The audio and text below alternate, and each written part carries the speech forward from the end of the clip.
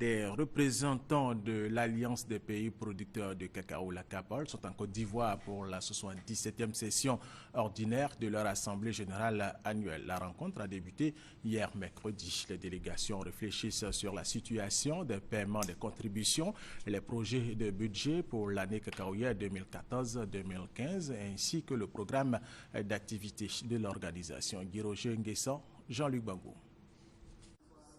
Un nouveau souffle. Voilà ce qu'est venu chercher à Abidjan l'Alliance des pays producteurs de cacao, COPAL. À l'ouverture de la 77e session de leur Assemblée générale, les différentes délégations du Cameroun, du Gabon, du Ghana, du Togo et de la Côte d'Ivoire ont réaffirmé leur désir de maintenir en vie l'organisation à l'agonie.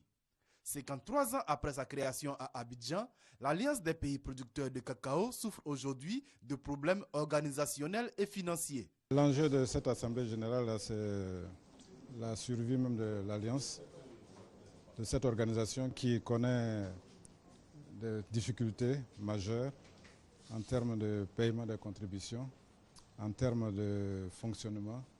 Donc vraiment le principal enjeu, c'est comment faire pour que la structure puisse vraiment survivre et remplir les missions qui lui ont été définies. La COPAL représente 72% de la production mondiale de cacao et constitue un instrument de promotion et de développement de la culture cacaoyère.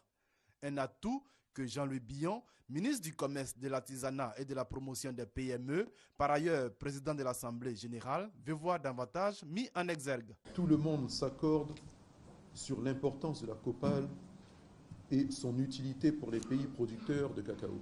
Elle constitue en effet une plateforme de concertation et d'échange, propice à la mutualisation des efforts déployés par les uns et les autres pour assurer la durabilité de l'économie cacaoyère des États membres. Cette 77e session ordinaire de l'Assemblée générale de la COPAL, qui se tient sur 3 jours, est donc cruciale pour la survie de l'Alliance et pour la durabilité de l'économie cacaoyère.